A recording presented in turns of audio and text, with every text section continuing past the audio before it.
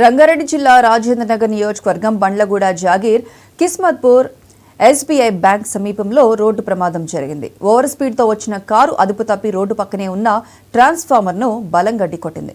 కారులోని air balloons open కావడంతో పెను ప్రమాదం తప్పింది.